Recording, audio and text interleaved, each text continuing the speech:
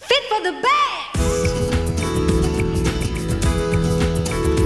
Gotta be smart, gotta be wise, gotta look 'em right between the eyes. Gotta be nobody's fool, gotta be cool. Gotta be strong, gotta be rough, gotta get going when the going gets tough. Gotta push your mind and your body to the limit if you wanna be the best. Put your heart and soul into everything you do. To succeed, you gotta believe in all that you do. Find the strength within to carry you through. Put yourself to the test. Be the best. Be the best in every way. Be the best. Every hour, every day. Be the best. Gotta find the will to win. Be the best. Don't give up and don't give in. You gotta disregard the rest. Fit for the best. Hi, welcome to Fit for the Best. I'm Ian Jennings and I work as a physical training instructor serving with the Army Physical Training Corps. This is a video about your body and how to make it look good, feel good and do the things it's been designed to do as well as it can. It's been made for people who need to build up their physical fitness before they join the Army, but anyone can use it. Stick with us and you'll find that you'll have more energy, improved health and what's more, better overall well-being.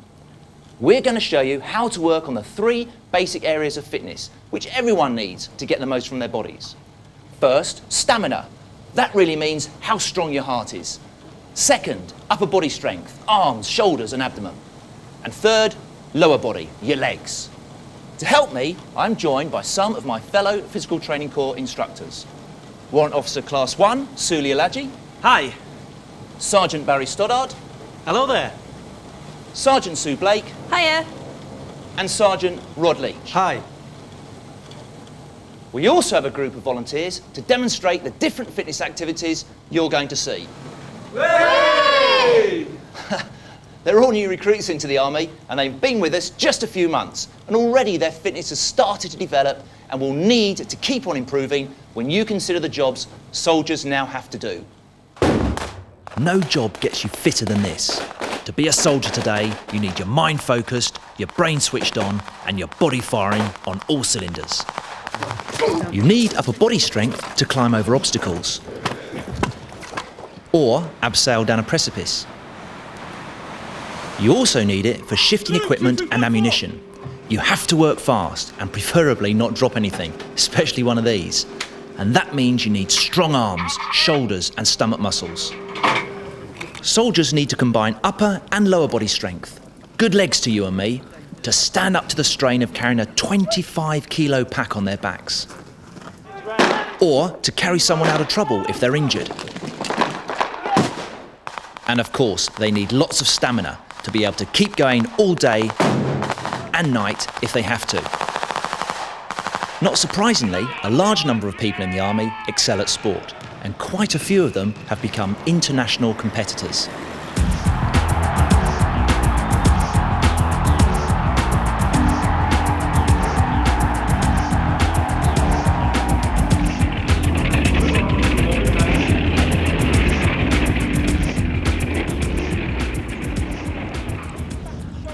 Now, equipment and kit.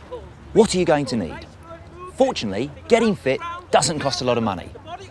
We've based the locations in this video around one of our Army bases in Cyprus, but we could be anywhere in the UK, because everything you're about to see can be done with things you can find around your home. But what you must have before you start is a good pair of cross trainers or purpose-built running shoes. They don't have to be the really expensive ones, but they do need a good stable, supportive sole. That's the most important part, because it helps absorb shock and prevents the jarring of your knees and spine. The other thing you need is a goal. What you're aiming at is this. These are the fitness targets that new Army recruits have to reach before they're allowed to start their basic training. If you can achieve them, you'll be in pretty reasonable shape. You'll find those targets in the goals booklet that came with the video. But you're not going to get there overnight. Getting fit is like a journey. As well as your destination, you need to know the stages along the way. In the goals booklet, you'll find that each target is broken down into stages that everyone can manage easily. So, where do you start? It doesn't matter what kind of training activity you're doing. The place to start always is with a warm-up. There are two reasons for warming up. One is to increase your heart rate so that it pumps more blood to the muscles, which gets them ready for action. The second is to give your muscles a gradual stretch to prevent minor pulls or tears. You also need to do the same exercises after training so that your body can slow down gradually. You can do this anywhere, on the street, in the garden, wherever it's convenient. Same shoulder backwards. To get warmed up, you do some gentle running, and you can stretch your upper body at the same time. This one's for stretching your triceps and the muscles around your shoulder girdle and upper back. Place your arm behind your head so that it's touching the shoulder blade on the opposite side. Place your hand just behind the elbow and pull inwards gently. This is called a full circle, and it mobilises the shoulder joint. Extend your arm in front of you with your fingers pointed. Make a circle, brushing past your ear and your hips back to the start point. Make sure you do this in both directions. Now a couple of lower body stretches. Stand with one leg in front of the other, legs slightly apart, both feet facing forwards. With feet flat on the floor, place your hands on the front of your thigh on the rear leg and ensure that your back stays straight. By keeping your front leg straight and your rear leg bent, gently drop your body weight down towards the ground until you feel your hamstring stretch. Go down, feel a stretch on the back of the right hamstring. Hold it there. Hold the stretch for about 7 to 10 seconds before changing legs. Left foot forward. Be careful not to overdo it. Sink down, hands on the right It thigh. is important Back leg not to back, bounce when sink doing these down, exercises. stretch. Hold that stretch and slowly stand up. Step forward with the right foot. Make sure the left foot is to the rear and pointing forward. This is a calf stretch. With one leg in front of the other, make sure both feet are facing forwards. Place your weight on your leading leg and at the same time go onto the toes of the rear leg. Keeping the weight on your front leg, slowly push your heel down and feel the stretch. Again, don't overdo it. Hold it, and slowly stand up. Okay, from there. And finally, an exercise for the large muscles at the front of the thigh, the quadriceps. Stand with your legs slightly apart, lift one heel up and hold your ankle. At the same time, slightly bend your supporting leg. Slowly pull your knees in line and feel the stretch. To emphasise it even more, push your hips forward and stand up straight. But always ensure the knees stay in line and that there is a gap between heel and buttock. Again, hold the stretch for 7 to 10 seconds before changing legs. If you find yourself overbalancing, hold on to something or someone. Grab it by the ankle. So, Suli, what sort of time scale do you think we should be looking at for the warm-up and the cool-down exercises? Well, Ian, you really want to be looking at least 10 minutes warming up prior to any exercise taking place. And then on conclusion, you need 10 minutes cooling down and stretching. That's to give your heart and other muscles time to wind down naturally instead of stopping all at once, which isn't good for them. Now, let's look at stamina, or to give it its technical term, cardiovascular fitness. What this boils down to is how strong and efficient your heart is. The heart is a muscle, so the more you use it, the stronger it gets. But you've got to get the balance right. If you try and do too much, you become fatigued too quickly. And if you don't do enough, you won't get any fitter.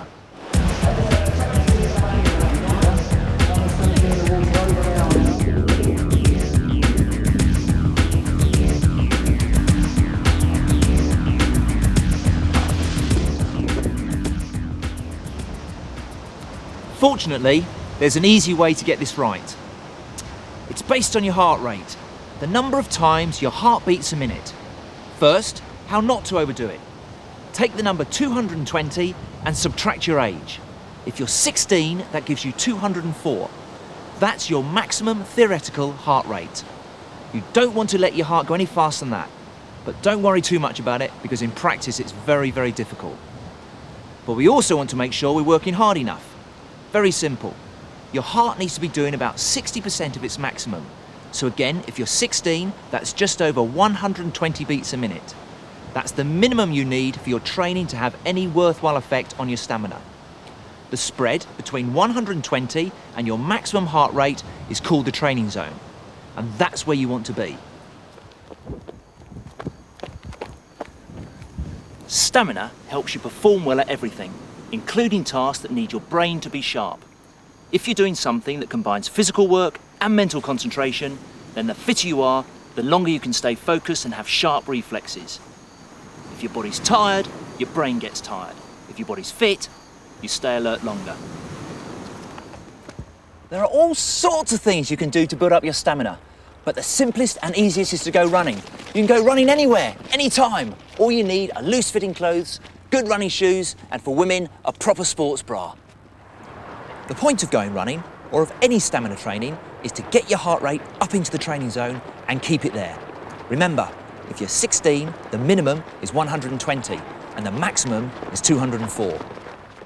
You can work out your heart rate by taking your pulse either at your wrist or on the side of your neck.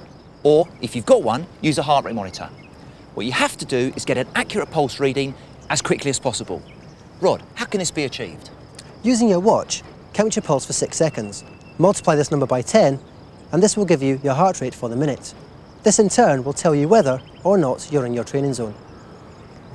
If you've never done any training before, it's better to start with a combination of walking and jogging.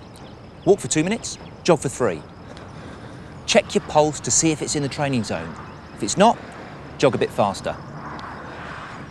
The next time you go out, increase the amount of time you walk and jog until you reach 25 minutes. The next time, do 25 minutes again, but with more jogging and less walking. The goals booklet will show you how to build up from walking and jogging to jogging and running, whilst increasing the amount of time you do by 5 minutes a week. By taking it in easy stages, you'll be amazed how far you get.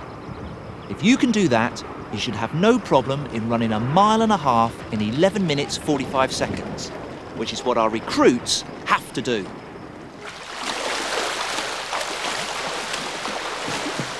Swimming is another excellent way of building up your stamina.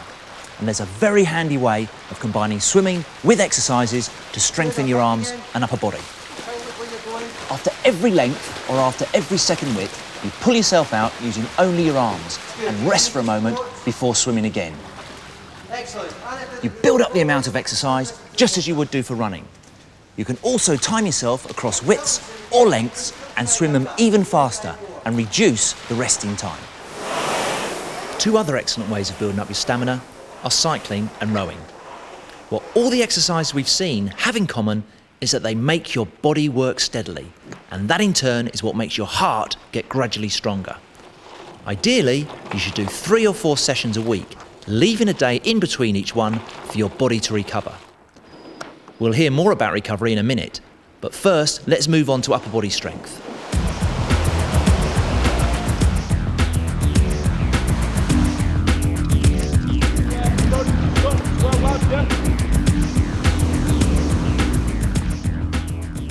You obviously need upper body strength for lifting things, but more important than that, you need it for lifting yourself or other people, especially to get out of trouble. For example, could you pull yourself over a wall or climb up a rope if your life depended on it? Could you carry a mate if he's broken his leg or if you were trying to get out of a burning house? Sounds scary, but it shows that upper body strength is not just about preening your biceps. As you can imagine, the army takes upper body strength pretty seriously. And the 2 simplest exercises we can use, which you can do anywhere, are press-ups and sit-ups.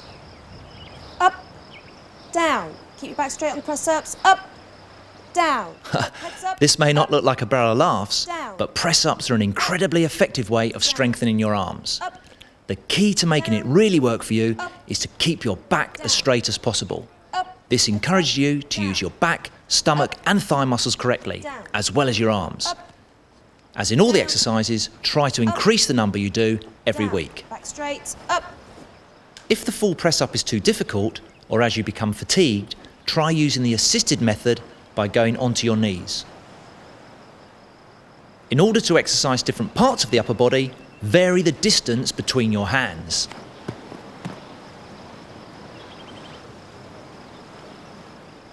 This is called a tricep dip. Feet on the ground, hands on the chair, and push up. If you fancy a bit of weightlifting, you don't have to buy expensive kit. 2 bottles filled with water or sand, and you've got a homemade dumbbell that you can set to any weight you like. This is exercising the bicep muscle of the upper arm. Stand with your legs shoulder width apart, bend your arm steadily through 90 degrees towards your shoulder. Okay, and feet flat on the ground, hands across the chest. For strengthening your stomach muscles, it's hard to beat the well-known sit-up. Good. Keeping your feet flat on the floor, legs bent, place your hands across your chest. Exhale as you sit up, ensuring that you keep your hips on the floor. Up. Start with 5 and build up to 10, then 15, then 20. This is not only strengthening and toning the muscles, it's also helping you to develop a good posture for your spine. 90 degrees and down. Good. These are called alternate leg raises. And down. Prop yourself up on your elbows, legs straight. And down. Then raise one leg off the floor, lower it, and raise the other one in a continuous action.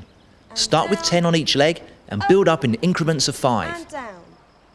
Up Ensure you don't lean back whilst doing the exercise. and down. And up This exercise is for your lower back. It's called a dorsal raise. and down. Lying flat on your stomach, And up. arms by your side, slowly down. raise your shoulders and chest off the And ground. Hold momentarily And down. before Nice and slowly relaxed. returning to the And starting up. position. Ensure down. that throughout the exercise, you keep up. your backside relaxed. And down. And up. Good. Down and up. And clustery. Halt. So Sue, what's the most important thing to remember when doing these exercises? Well, the most important thing is to do the exercises correctly and then try and build up the number of repetitions steadily. How often do you think we should be working each body part? I would say 2 to 3 times a week. Just as with your stamina training, you build these exercises up in easy stages, and that's all explained in the goals booklet. Keep your elbows in. It's also very important that you allow a rest period between each session of exercise. The reason is that when you train, you are asking your body to do more than it usually would. It's actually why you rest and recover that the body responds by adapting the muscles to cope with the new workload. That is how you get fitter and stronger. Something else that's very important is that you eat the right food. There's not a lot of point in training hard to look good and then ruining it by eating and drinking too much of the wrong stuff. The first thing to realise is that the human body is incredibly economical. It doesn't need a lot of food. Believe it or not, all the average adult male needs to get through one day without any particular strenuous activity is 2,500 calories. Women need even less, but for both sexes, the important thing is to get the balance right between carbohydrates, protein and fat. Ideally, about 74% of your diet should be carbohydrate. That's things like pasta, rice, bread and potatoes. About 15% should be protein. That's chicken, fish, beans, lean meat and eggs. And roughly 11% should be fat, which can be found in most dairy products. The trouble is that most of us eat too much fat, and it's easy to see why. The problem with fat is that it's everywhere, in crisps, chips, burgers, fried food, chocolate, ice cream. In fact, mostly all the foods that are easily accessible. Generally, people have no idea how much fat they're eating or how many calories they're consuming. So if this is what your diet looks like, you might want to have another think about it. It's just too easy to eat too much of the wrong sort of food. Another way to look at it is like this. If you eat a chocolate bar, it takes about half an hour to burn off the calories you've taken on board. So imagine the amount of time you'll have to run to burn off a quarter pounder and fries. Also, watch out for eggs. Although high in protein, they're also high in cholesterol, and that's not good for your heart. So next time you sit down to eat, think about what you're consuming. Another thing that undoes all the hard work is alcohol. It's deposited in your body as fat, and it also dehydrates you. Never ever drink alcohol before or just after an exercise session. Stick to water and lots of it. Cheers. The other big no-no, of course, is these. Cigarettes carry a government health warning about cancer, and they may also clog up your arteries. Smoking restricts the blood to your muscles, which can lead to heart disease. Not nice at all. And now, last but not least, lower body strength. Have your legs got what it takes?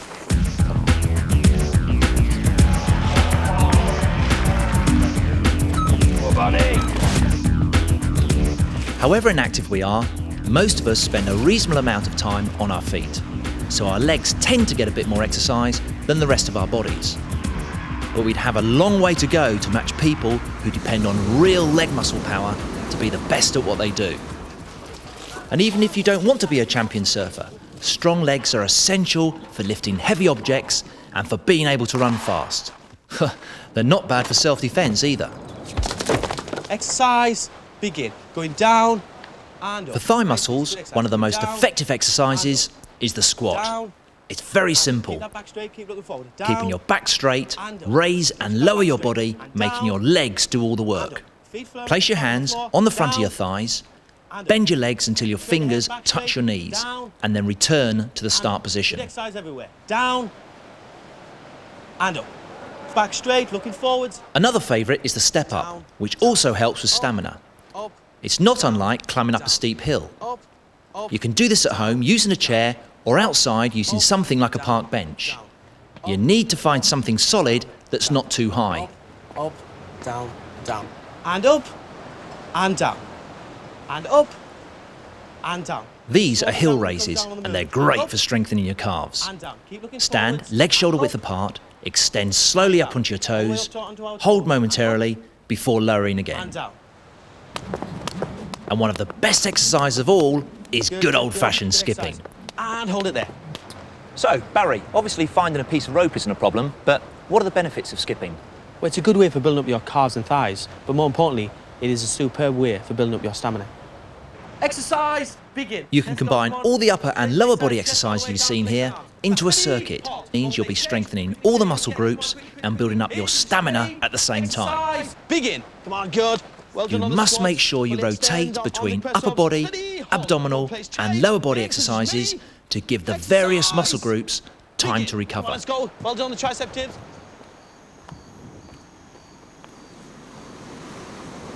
And that's just about it, except for one last thing. Nearly everybody agrees that it's a good thing to be fit, and so it's worth making an effort. But that's in theory.